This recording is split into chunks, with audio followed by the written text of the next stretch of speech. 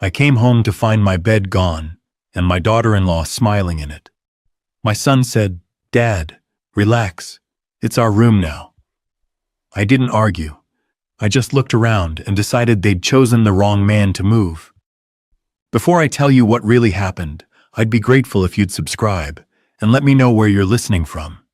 Every story I share carries a piece of my life, and maybe a piece of yours too. Now, let me start from the beginning, before the day my son and his wife decided my bedroom was theirs. The morning I came back from my trip, the house was quiet. Too quiet. You know that kind of silence that feels wrong, like the calm before a storm? I'd been gone for 2 weeks, visiting an old fishing buddy up north. The drive back was long, but I was excited to return to the small things, the smell of coffee in my own kitchen, the creak of the porch swing, the sight of my late wife's rose garden. This house wasn't just a place to live. It was a promise. I built it brick by brick after Eleanor passed. She always said, "Walter, make sure it feels like home even when I'm gone." And I did. Every nail, every tile, every coat of paint carried her touch. My son Caleb had moved back in 3 years ago with his wife, Brianna. They said it would only be for a little while, just until they got back on their feet. I didn't mind. The place was big, and truth be told, it felt good to have company again. At first, it was peaceful. Brianna helped in the kitchen sometimes.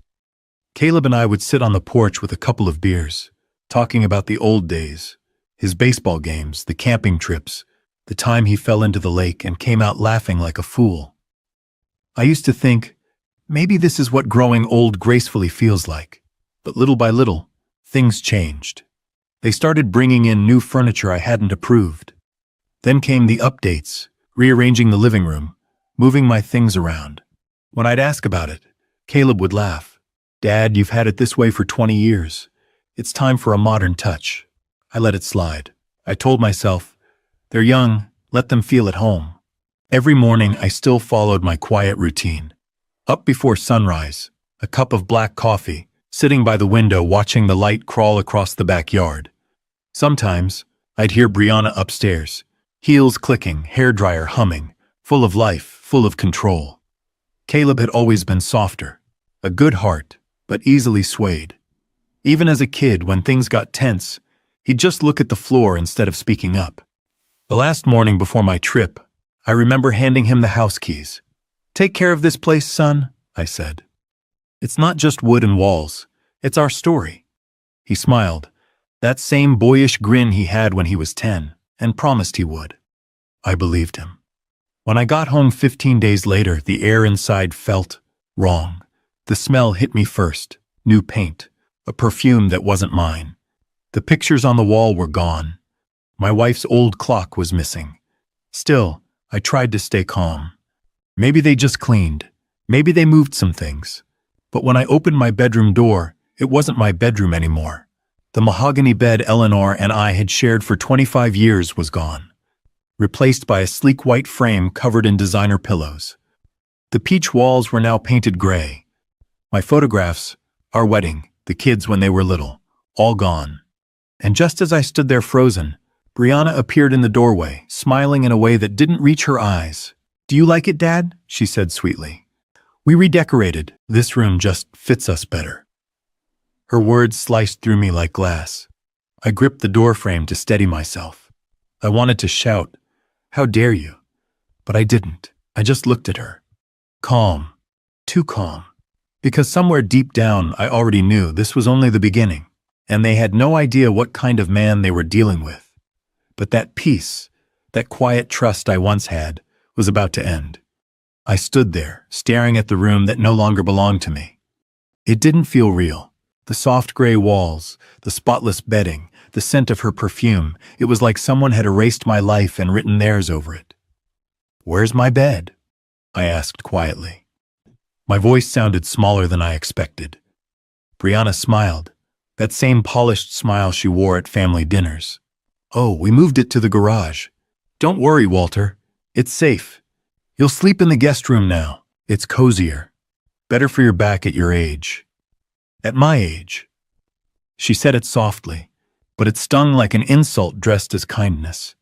I swallowed hard. And you didn't think to ask me first, she shrugged, waving a hand like it was nothing. Caleb said you'd understand. We wanted to surprise you. A surprise. That's what she called it. I took a deep breath, steadying myself. Where's Caleb? Upstairs, she said. We've been working non-stop getting everything ready. The place finally looks modern. She turned, brushing past me like I was invisible, a ghost haunting my own house. Her perfume lingered in the air long after she left. When Caleb finally came down, he looked groggy, wearing a wrinkled t-shirt and the same nervous look he used to get as a kid. Hey, Dad, you're back early. Early, I repeated. I said I'd be home today. He looked away. Yeah, Bri thought you'd like the changes. The room needed a fresh start. I stared at him, my son. The boy I raised alone after Eleanor passed. The boy I taught to fish, to work hard, to never take what wasn't his. Caleb, I said slowly, you let her move my things without asking. He shifted, scratching the back of his neck, a tell he'd never outgrown. Dad, it's still your house, but come on, we live here too. Bree just wanted to make it feel like home for both of us. Home. The word hit me wrong. My home, I said, quiet but firm. Dad, don't make this a thing, okay? You've had the big room for years. We're starting a family soon. And I cut him off. Then get your own house, Caleb. He froze. What? You heard me. I stepped closer, calm but unshakable. If you need space, find your own place. This house was built by my hands, paid for with my years, not a son of yours. Brianna appeared again, a wine glass in her hand, trying to sound playful, but her tone was sharp. Walter, let's not overreact. We just wanted to make the place feel lighter. It's not like we threw your things away. She glanced at Caleb, then back at me. We even kept your old dresser in the garage. The garage. I could picture it. The damp air, the dust, the smell of oil and concrete. My memories boxed up like junk no one wanted. I walked downstairs without a word. They followed. When I opened the garage door, it felt like walking into a grave. There was my old dresser leaning against the wall, my photo with Eleanor cracked right across her smile, the bed frame disassembled and shoved into a corner beside boxes labeled Dad's stuff. I ran my hand along the wood. It was cold, rough, like touching a scar. See, Brianna said, sipping her wine. We kept everything. I turned to her. You kept the furniture, I said quietly. But you threw away respect. The air went still. Neither of them spoke. I picked up the cracked photo and held it close.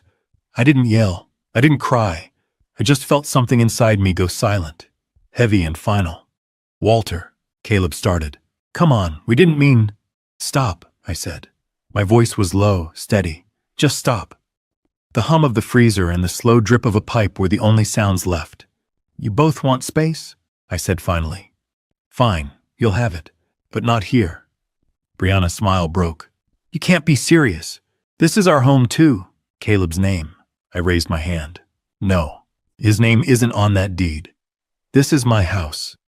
Always has been. Caleb's voice cracked. Dad, please don't do this. I looked at him. Really looked. The son I'd built a life for now standing beside a woman who treated me like furniture. I'm not doing anything, I said softly. You did. I turned toward the stairs, each step feeling heavier than the last. And just as I reached the top, I heard Brianna whisper, sharp and mocking. He's bluffing, but I wasn't. That's when I knew I would not stay silent. That night I didn't sleep. I sat at the kitchen table under the old yellow lamp, the light spilling across a pile of receipts and half-empty coffee mugs. The house felt colder, like the walls themselves were holding their breath. Every sound, the fridge humming, the pipes groaning, echoed with something missing. Upstairs, Caleb and Brianna slept in my room. Their laughter earlier had faded into silence. I didn't go up. I couldn't. I just sat there staring at the cracked photo of Eleanor I'd pulled from the garage. Her smile, faint and warm, looked almost alive under the lamplight. It was as if she was asking me to stay strong, to protect what we built. I thought back to when Caleb was little. He'd run through these halls, tracking mud from the yard after baseball practice. I used to scold him, but I could never stay mad for long. He'd look up grinning and say, Sorry, Dad. I'll clean it up. And every time I forgave him. because that's what fathers do. But this time, this wasn't a mess. It was betrayal. The next morning, I went outside. The air was crisp, still carrying the bite of late autumn. I sat on the porch swing, our swing, and watched the sun crawl over the yard. For a moment, I almost felt peace again, but deep down, I knew something had shifted. Still, part of me needed to understand why. Why had my own son allowed this? Why had he stood by while someone else claimed what wasn't hers? Later that afternoon, I got my answer. Brianna was in the backyard, pacing with her phone pressed to her ear. I wasn't trying to eavesdrop, not at first. But when I heard her laugh and say, "Once we finish the renovations, it'll be legally ours," my heart froze. Legally ours. She lowered her voice. "He's old, Nancy. He won't fight it. Once we've made enough improvements, we'll have a case for possession. I've already spoken to someone." My blood ran cold. I reached into my pocket, hit record, and captured every word. Her confidence was chilling. The arrogance, almost rehearsed. When she hung up, I stepped back into the house, my mind spinning. It wasn't just disrespect. It was a plan. That night, I went into Caleb's study while they were out. Bills were scattered across his desk. Credit card debt, overdue car payments, and one document that made my knees go weak.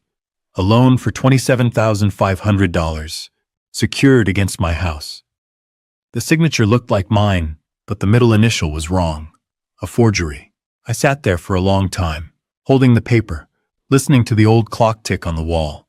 There wasn't anger anymore, just a heavy, quiet ache.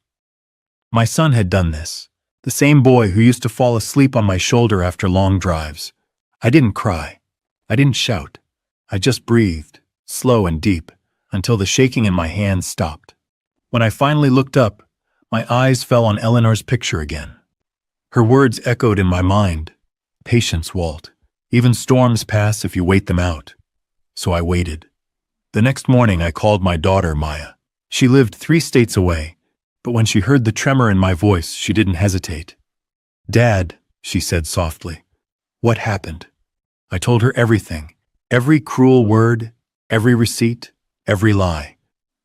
When I finished, she was silent for a long moment. Then, calm and steady, "Don't do anything yet. I'll handle it. Just promise me you won't confront them until I get there." I promised.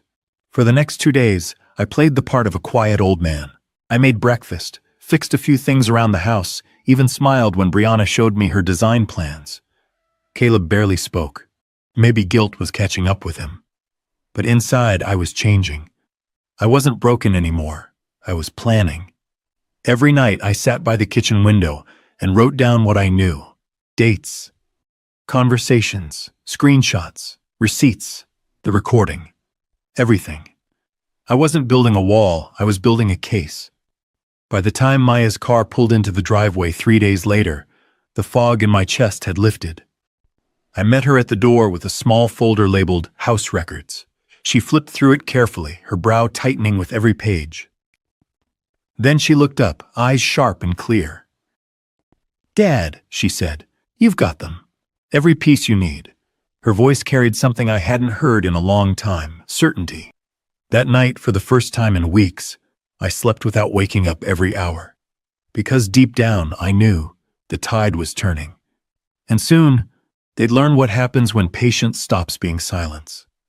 Maya stayed for 3 days, and in that short time, she became the calm center of the storm. I'd find her at the dining table each morning, laptop open, papers spread out, coffee going cold beside her. Every few minutes, she'd scribble a note, highlight a line, or glance up with that sharp, steady focus she inherited from her mother.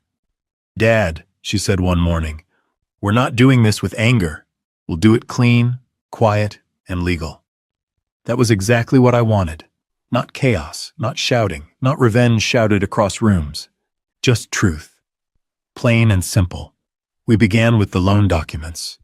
Maya examined the signature, tracing it lightly with her pen. "They didn't even try to match your handwriting properly," she murmured. "They missed your middle initial." She set the papers aside and looked at me. "This isn't just wrong, Dad. It's criminal. The bank will fold as soon as they see this." Then came the renovation receipts. Thousands spent on light fixtures, fake plants, and a new bathtub Brianna had ordered online, all charged to Caleb's own credit cards. Maya shook her head slowly. They're trying to claim ownership through improvements. It's a sneaky angle, but they left a trail a mile wide. I stared out the window while she spoke. The maple trees outside had started to turn. Their leaves, red and gold, covered the swing Eleanor loved.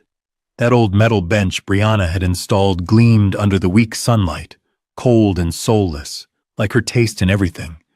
What happens now? I asked quietly. Maya smiled faintly. Now, we build the truth, piece by piece. The next morning, I went about my day as usual. I made coffee, fed the birds, and kept my silence. When Brianna floated down the stairs in her silk robe, she smiled like nothing had happened. "Morning, Walter. Sleep well in the guest room?" I smiled back. "Like a rock." She didn't notice the small black folder sitting on the counter or Maya's car parked down the block. Over the next 2 days, my daughter gathered every legal thread we needed. The deed, with my notarized signature clearly required, the voice recording of Brianna's phone call, and Caleb's forged loan documents. She even called the bank manager herself. "Mr. Hayes' signature was forged," she said calmly. "You'll receive a formal notice by morning." When she hung up, she turned to me and said, "Dad, don't confront them yet. Give them a chance to tell the truth. If they don't, we'll make sure they're held accountable." That evening, Caleb came into the kitchen. His eyes were tired, the way guilt wears down a man's face. "Dad, can we talk?" he said quietly. I nodded, setting my cup down. "Of course." He hesitated, glancing toward the stairs as if to check Brianna wasn't listening. "She said you were being difficult," he began, voice soft. "But I didn't realize she'd moved your stuff. I should have stopped it." For a moment, I saw the little boy he used to be, the one who used to say sorry even for breaking a window with a baseball.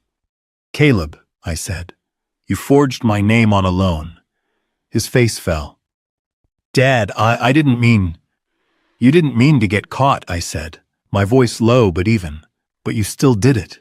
He ran his hand through his hair, eyes shining with regret. "I just wanted to make her happy. She said it was temporary, that we'd pay it off before you ever knew." "Temporary theft," I murmured, "is still theft." He flinched. Before he could say another word, Maya entered the kitchen. Calm, composed, her tone clipped but controlled. She placed a stack of papers on the table. "Caleb," she said evenly, "we know everything." He went still. "This," she pointed to the forged loan form, "is elder financial fraud. And this," she held up another sheet, "is a voice recording of Brianna planning to steal this house. We have enough to press charges, but we're giving you a chance to fix it." Just then, Brianna walked in, her voice sharp. "What's going on here?" Maya didn't miss a beat. "You have 48 hours to vacate the property. All your claims are void. Here's the agreement. Sign it, and you walk away clean. Refuse, and we go to court." Brianna's face turned pale. "You can't throw us out." I finally spoke, quiet and steady. "I can, and I will. This is my house. Always has been." She looked at Caleb for support, but he couldn't meet her eyes. That silence said everything.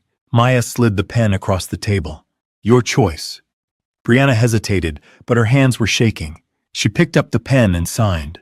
Caleb followed, his signature small and trembling. When they finished, Maya gathered the papers, tucked them neatly into the folder, and said simply, "We're done here." As they walked upstairs to pack, I sat back in my chair. The house felt different, not lighter yet, but ready. The storm had passed, and the air was still. The stage was set.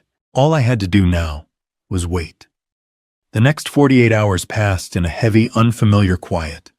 Not the kind that hurts, but the kind that comes after a storm, when the air feels clearer and every sound matters. Brianna spent most of that day packing, slamming drawers and muttering under her breath. Caleb helped her, silent, shoulders slumped, eyes down. The way guilt sits on a man, you can see it in the way he moves. I didn't say a word. I didn't need to. I made my coffee like I always did, fed the birds, and sat by the kitchen window as sunlight filled the room. There's something powerful about acting normal when the world around you is crumbling. Maya took care of the final steps. Calm, professional, and steady. She got the signed agreement notarized and filed at the county clerk's office that afternoon. It stated, in perfect black and white, Caleb and Brianna Hayes relinquish all claims to the property at 214 Brookhaven Road. It also confirmed Caleb's acknowledgement of forgery in his repayment plan, the $27,500 loan deducted automatically from his wages each month. Clean, legal, irreversible. When the moving truck pulled up that evening, I stood by the porch and watched. Brianna carried her bags without a word. Her face was pale, lips tight. Caleb followed slowly, hands shaking as he loaded their last box. When he turned around, his eyes met mine. For the first time in months, he looked small, not in size, but in spirit. "Dad," he said quietly. I'm sorry," I nodded. "I know." He hesitated. "I didn't mean for it to go this far. I just wanted her to be happy." I took a breath, slow and steady. "And you thought risking your father's home would make that happen?" He looked down, shame written all over his face. "Son," I said softly, "you can rebuild your life. But start with truth this time. It's lighter to carry." His chin trembled, but he nodded. Then he turned and walked toward the truck. Brianna was already inside, her eyes fixed on her phone. She didn't look back. Not once. I didn't stop them. I didn't shout. I didn't gloat. I just stood there, watching the truck roll down the street, its taillights glowing red against the dusk. And when the sound of the engine faded, the silence that followed wasn't heavy anymore. It was peaceful. That night, I walked through the house slowly, room by room. The air felt different, lighter, freer. I opened the door to my old bedroom. The bed frame leaned against the wall, waiting to be rebuilt. The boxes labeled Dad's stuff sat quietly in the corner. I took out the cracked photo of Eleanor, replaced the glass, and hung it right back where it belonged, above the bed. "Welcome home," I whispered. The next morning, I made pancakes for Maya. She smiled over her coffee and said, "It feels different in here, Dad, like the house is breathing again." I smiled back. It is. Weeks passed, and word spread fast. Caleb's company discovered the forgery when the loan defaulted. He was demoted, and part of his pay was garnished to cover the debt. Brianna picked up a job at a small real estate office 2 towns over. Eventually, they separated.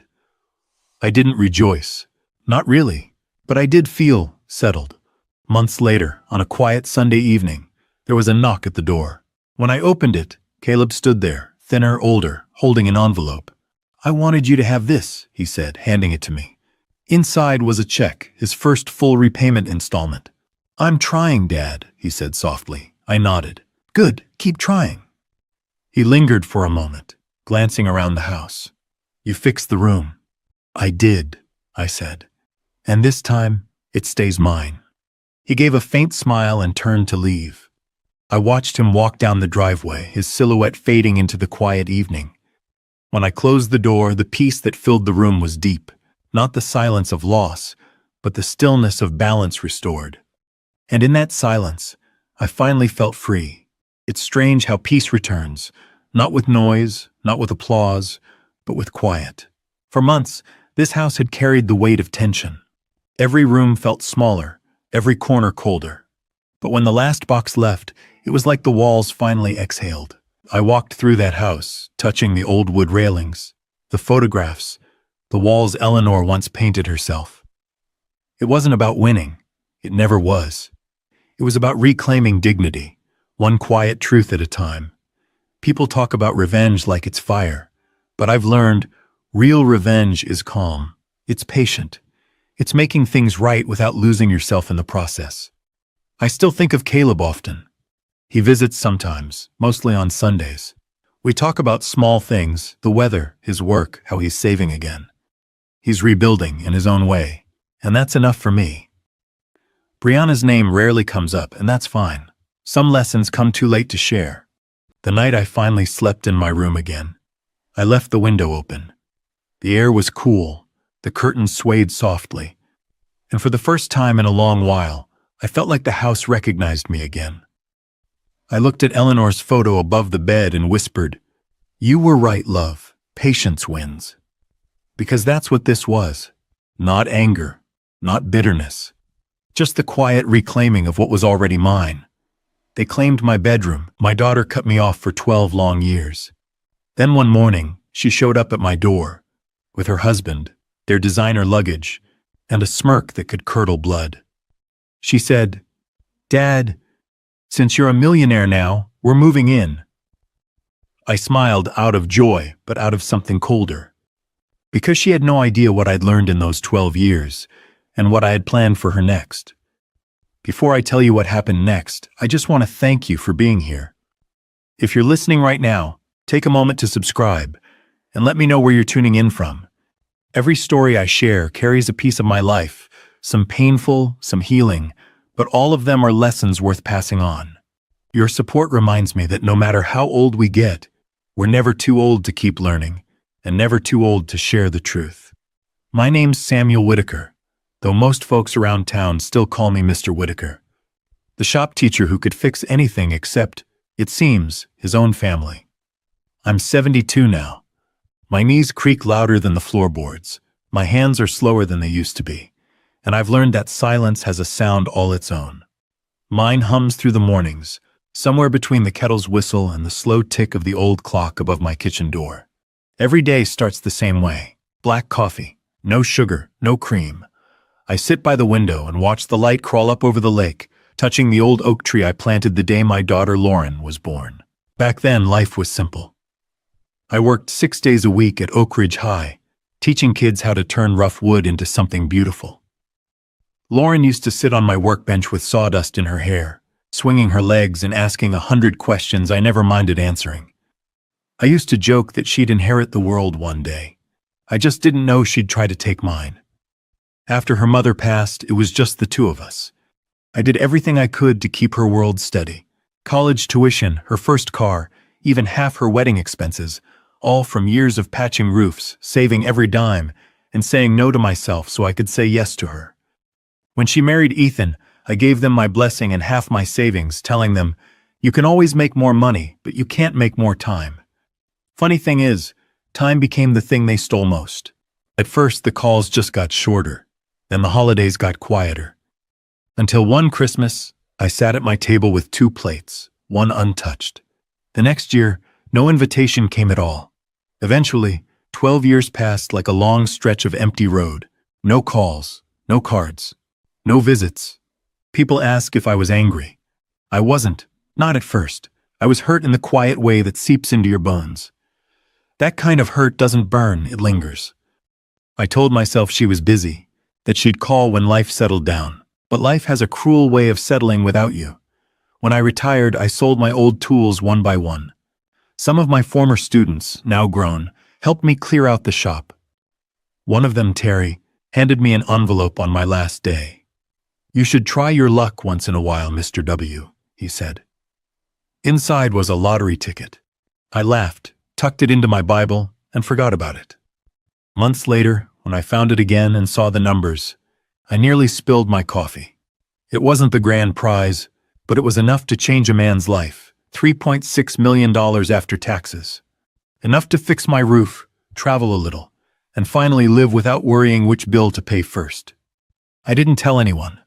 Old habits die hard. Money doesn't make you young again. It just makes growing old quieter. I bought a small house near Lakewood, filled it with peace and purpose. Mornings were for gardening, afternoons for reading, and evenings for cooking. I wasn't lonely, I was content. And for the first time in years, I wasn't waiting on anyone. But peace has a strange way of warning you before it disappears. It was a Thursday morning, still, bright, perfect. The kettle had just started to sing when I heard tires crunching on the gravel drive. Through the window, I saw a black SUV gleaming in the sunlight, 2 figures inside. When the doors opened, my breath caught. It was Lauren, my daughter. After 12 silent years, she stepped out wearing oversized sunglasses and a smile sharp enough to cut glass. Ethan followed behind, dragging 2 expensive suitcases up my porch. For a heartbeat, I thought maybe she'd come home because she missed me. But as she walked closer, I could see it, the confidence of someone coming to claim, not to reconcile. She hadn't come for me. She'd come for what she thought was hers. I stood there, coffee cooling in my hand, watching the peace I'd built, brick by brick, begin to crack beneath her heels. But that peace was about to end. Lauren stood on my doorstep like she owned the place. Her hair was perfect, her perfume too strong, her smile rehearsed. Behind her stood Ethan, holding 2 matching leather suitcases, the kind of luggage people buy to look successful, not because they travel. "Dad," she said softly, that sugary tone she used to get what she wanted as a child. "It's been so long." 12 years, I said flatly. Long enough for a person to forget what their father looks like. Her eyes darted away. "You've done well for yourself. This place is beautiful, cozy." She looked past me, already scanning the living room like an appraiser.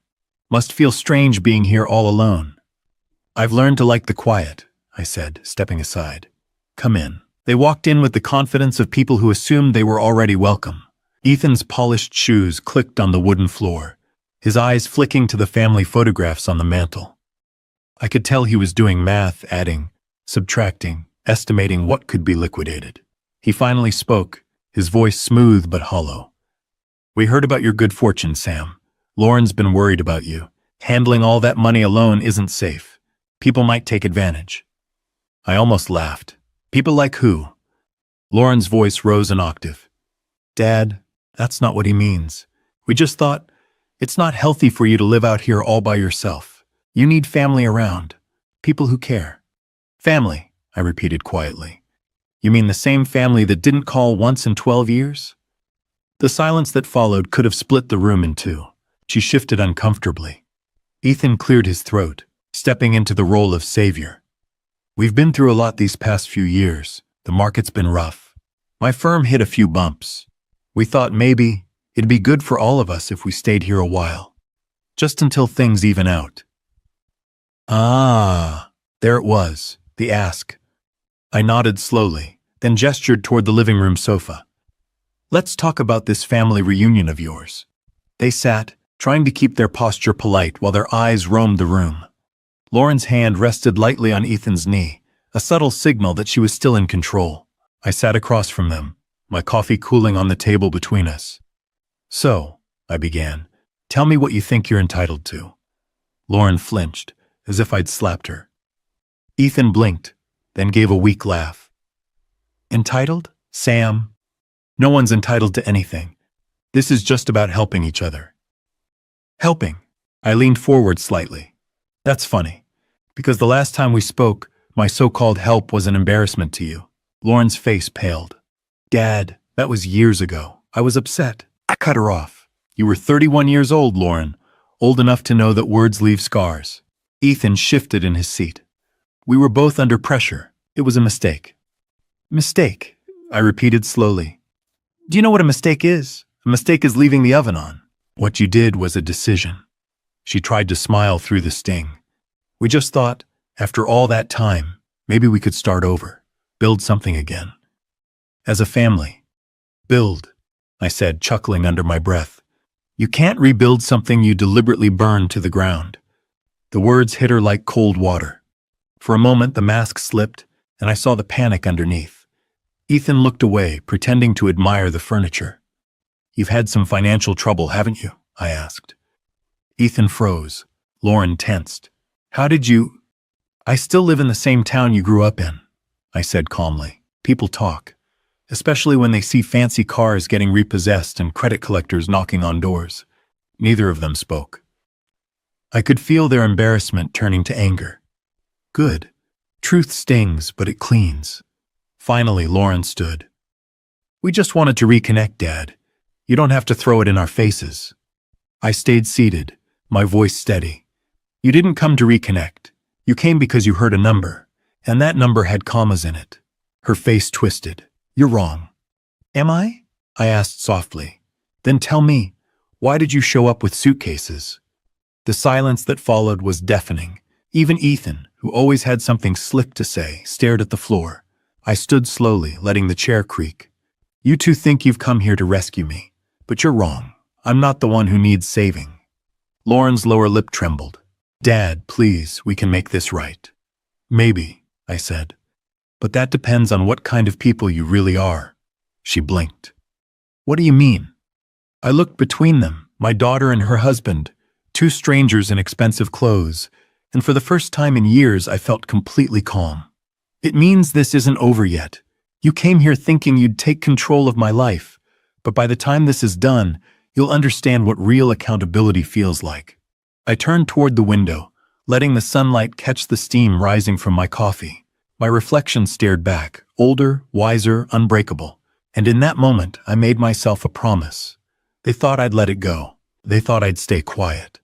But they were wrong. That's when I knew I would not stay silent. That night after they left, the house didn't feel like home anymore. It felt hollow. The kind of silence that hums inside your chest and won't go away. Their voices still echoed faintly in the corners of the room, like cigarette smoke that lingers long after the flame has died. I sat in my old armchair, watching the shadows stretch across the floor. The clock ticked slow and heavy, each sound a reminder of the years that had slipped away, years of waiting for a phone call that never came, for a daughter who'd chosen distance over love. I poured myself a glass of whiskey, the good kind I save for bad nights, and stepped out onto the porch. The air was cold and clean. Across the yard, the lake caught the moonlight and shimmered like polished steel. I used to sit out there when Lauren was little. She'd fall asleep in my lap while we watched the fireflies dance, her tiny fingers curled around my thumb. I used to whisper promises into her hair, that I'd always protect her, that she'd never be alone. I kept those promises. She didn't. The first few years after she cut me off were the hardest. I'd call and get her voicemail. Sometimes I'd leave a message, but after a while, even that felt foolish. I sent cards that came back unopened, letters that never got replies. I remember one Thanksgiving. I drove 2 hours to her city with a box of homemade pecan pie. But when I reached her building, she'd already moved. No note, no forwarding address. I sat in my truck for a long time, the pie cooling on the passenger seat, until I realized I didn't even know where my daughter lived anymore. When folks at church asked how she was doing, I'd smile and say, "Busy, you know how kids are." But the truth was uglier. The truth was, I wasn't part of her life at all. Over time, loneliness became its own kind of company. You stop setting out 2 plates for dinner. You stop checking your phone before bed. Eventually, you stop hoping. And when hope finally goes quiet, you find peace in the routine. But peace can be fragile. And when she walked back into my life that morning, she didn't knock it down gently. She shattered it like glass. I sat there on the porch, watching my breath drift in the air. They thought they could use me again, that old dependable dad who always said yes. But I wasn't that man anymore. The 12 years of silence had carved something into me, something colder, stronger, and less forgiving. I finished the whiskey and stared at the empty glass. Inside, the reflection of the moon trembled, and I could almost hear my late wife's voice. "Don't let bitterness turn you into them." I smiled a little. She always had a way of cutting through the noise. No, I wasn't bitter. I was clear, and clarity is sharper than anger ever could be. I went back inside, turned on the old lamp in the corner, and let its soft light fill the room. The quiet wasn't lonely anymore. It was focus. On the table sat the old photo album I hadn't touched in years. I opened it. There she was, Lauren at 6, with a missing front tooth and sawdust in her hair. Lauren at 12, holding her school trophy with pride. And Lauren at 21, smiling in her graduation gown, her arm around me. That was the last picture we took together. I stared at it for a long time, feeling that familiar sting behind my eyes. Then I closed the album and exhaled. Tears don't fix what's broken. Action does. I walked to my study, opened the bottom drawer, and pulled out a folder I'd been keeping for years. My insurance, my backup plan. Inside were names, numbers, and financial contacts. My lawyer, my accountant, and Frank Dobson, a retired investigator I'd met through a friend. Frank had once told me, "Sam, people think old age makes you slow, but it just gives you time to notice what everyone else misses." He was right. And that night I noticed everything. The way Ethan had avoided eye contact when I mentioned money. The way Lauren's voice trembled just before she smiled. The way they'd already called this place home. They thought they were manipulating an old man. They had no idea I'd already learned how to outthink the people who underestimated me. I sat back in my chair, listening to the rain start tapping on the windows. Every drop seemed to whisper the same thing. They took from you once. Don't let them do it again. For the first time in 12 years, I wasn't sad. I wasn't confused. I wasn't even angry. I was ready. I turned off the light, looked out over the dark water, and let one final thought settle deep inside me, the kind that doesn't fade when the night ends. I began to think, very carefully. The next morning I woke before sunrise. Sleep hadn't come easy, but clarity had. There's a quiet power in knowing you've been played, and deciding not to react right away. In my 72 years, I've learned that the smartest moves are made slowly, with a steady hand. When you rush, you reveal yourself. When you wait, you watch people reveal themselves. Lauren and Ethan had no idea that every word, every twitch, every nervous glance from yesterday had been quietly cataloged in my mind. I knew their type now. People who think charm can disguise motive. They'd spent over a decade pretending I didn't exist, and now, suddenly, I was their golden ticket. They thought they'd moved in on an old man too soft to say no. But that was the thing. They weren't moving in. They were walking straight into a lesson. I started my morning routine like any other day. Black coffee, newspaper, a few stretches for my bad hip. The difference was what sat beside the paper. A notepad and pen. On it, I wrote 3 words at the top. Protect, expose, rebuild. That would be my plan. 3 steps, no shortcuts. Step 1, protect. I called my financial advisor Greg, a sharp kid with a brain wired for numbers and a heart still untouched by greed. Greg, I said, I need to make sure my estate is airtight. He laughed at first. You worried about taxes, Sam? Not taxes, I said. People. I hadn't seen Ethan's face look that tense since their wedding day. The day he whispered in my ear that I'd done a decent job raising her. Decent. That word had haunted me for years. Now it was my turn to show him just how decent I could be. I called Frank Dobson, the retired investigator I trusted. Frank, I said, I need a favor. Quiet work. He chuckled on the other end. You catching a thief, Sam? I smiled. Something like that. By that evening, Frank was on the case. He still had connections in every corner of the state. Within a few days, he'd find out what my daughter and her husband had really been up to. Debts, lies, maybe worse. Step 3. Rebuild. Not my house or my fortune. Those were fine. I meant rebuilding the boundaries that had crumbled years ago. If Lauren wanted access to my life again, she'd have to earn it, brick by brick. And if she wanted to manipulate me, she'd find that every door was locked tight, and I held every key. A week later, the first report came in. Frank sent it in a sealed envelope. I opened it at the kitchen table, where the morning light hit the paper just right. What I read didn't surprise me. It confirmed what I already knew. They were drowning in debt, nearly $300,000 in unpaid loans, credit cards, and failed investments. Ethan's so-called consulting firm hadn't had a legitimate client in almost a year. They'd borrowed money from Nora's parents, claimed it was for a business expansion, but had spent most of it maintaining their image. They were living a lie built on borrowed time. And worse yet, the investigation uncovered something darker. They'd told relatives that I was losing my memory, that I wasn't fit to manage money anymore. They'd planted the story early, setting the stage to take control of my assets if I ever slipped. That cut deeper than anything, not because of the lie, but because of how prepared it was. They'd planned this long before showing up. I folded the papers carefully, slid them back into the envelope, and felt that slow, deliberate calm settle in my chest again. Little did they know, they weren't the only ones planning something.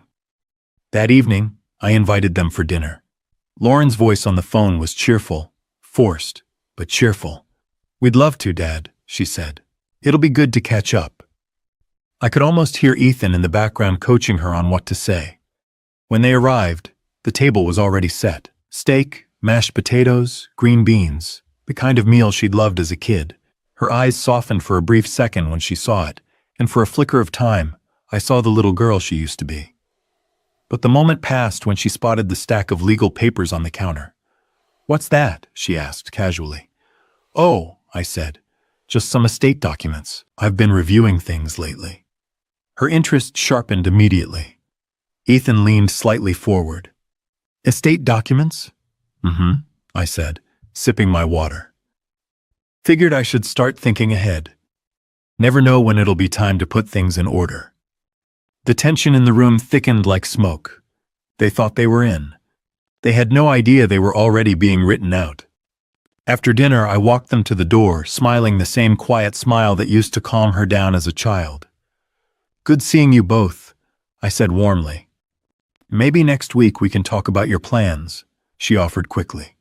Oh, I have plans, I said, holding her gaze. Big ones. The stage was set.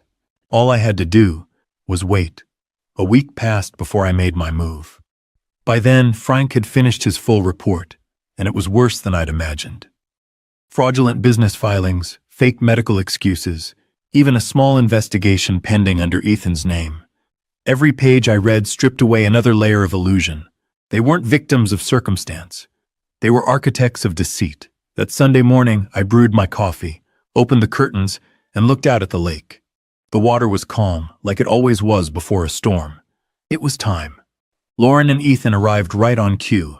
They always did when they wanted something. She had that same too-sweet smile, and he had that same hand resting on her shoulder, like ownership disguised as affection. Dad, she greeted brightly. We brought breakfast. Thought we could spend the day together. Her tone was honey, but her eyes were knives. Wonderful, I said, stepping aside. Come in, let's sit.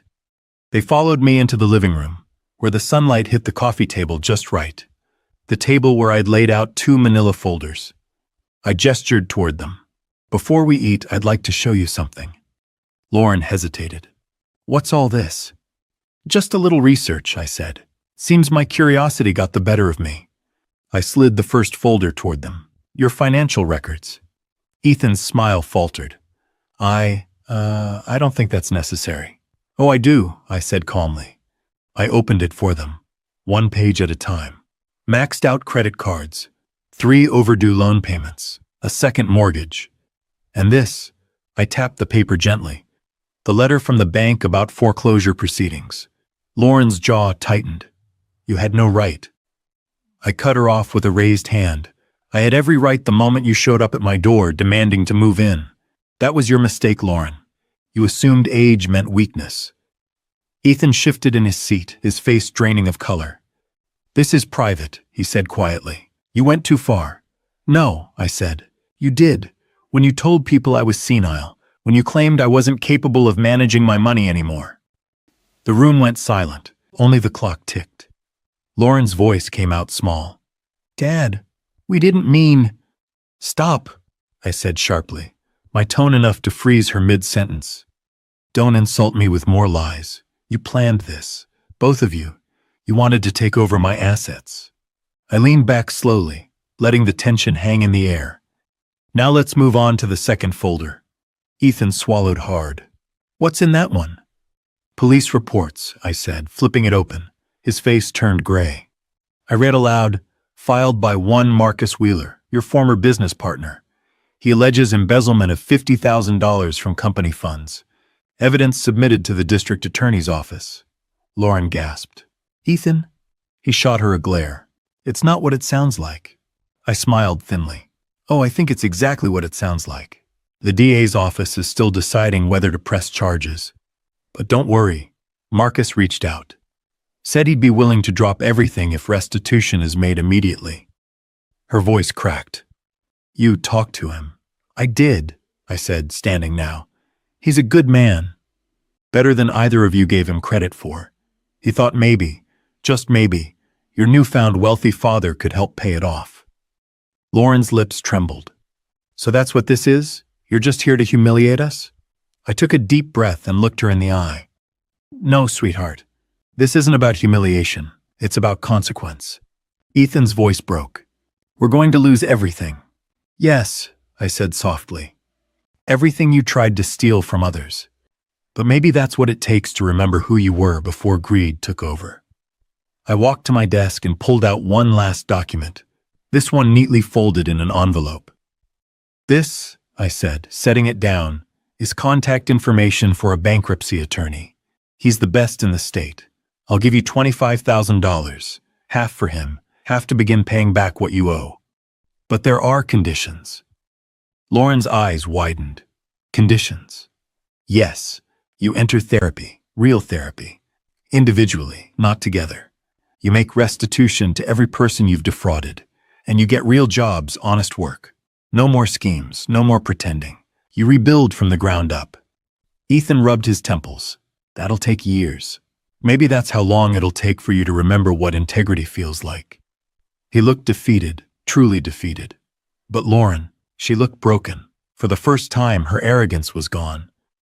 Dad, she whispered, I don't deserve your help. No, I said quietly. You don't, but you need it. And I need to know you can still become the person I once believed you were. She began to cry, silent and small. For a moment, I almost reached out, almost. But mercy without lesson isn't love, it's surrender. And I wasn't surrendering anymore. You have 1 day to decide, I said finally. If you accept, I'll call the attorney. If not, you'll face the charges Marcus is ready to file. The clock struck 3. The sound filled the room like a final verdict. They stood, speechless. Lauren reached for my hand, but I didn't move. Ethan opened his mouth, then closed it again. Go, I said softly. Think. Choose wisely. They left without another word. The door closed behind them, and I stood there, the echo of silence washing through the house. For the first time in 12 years, I didn't feel abandoned. I felt free. And in that silence, I finally felt free. The next morning, the sun rose slower than usual. I sat at my kitchen table with a cup of coffee, watching the steam curl and fade, feeling something I hadn't felt in years, peace. Not the quiet kind that comes from being alone, but the deep kind that comes from finally standing your ground. At exactly 8:47, the phone rang. Lauren's voice was soft, trembling, real. Dad, she said, we've thought about it. We'll do it, all of it. The therapy, the restitution, the jobs. We want to make this right. For a moment, I said nothing. I just listened to the sound of her breathing on the other end. Then I asked her one question.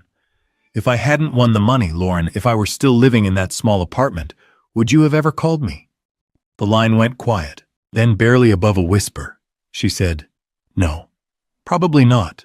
I was too ashamed. It hurt, but it was the first honest thing she'd said to me in over a decade. Thank you, I said. That's what I needed to hear.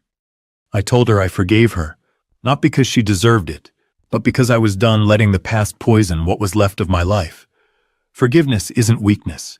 It's reclaiming your peace from people who never valued it. Before we hung up, I said, this isn't a rescue, Lauren. This is your last chance. Prove to me that you can live with honesty. Show me that you've learned. Her voice cracked.